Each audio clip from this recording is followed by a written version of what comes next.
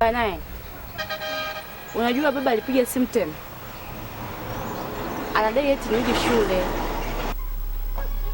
Wewe koma wewe, koma tena, komesha hapo hapo, tuheshimiane.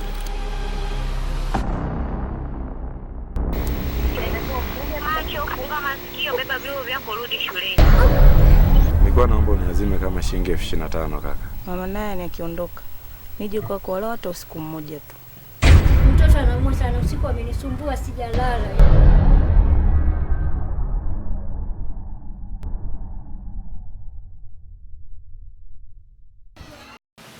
Mama naye ameondoka.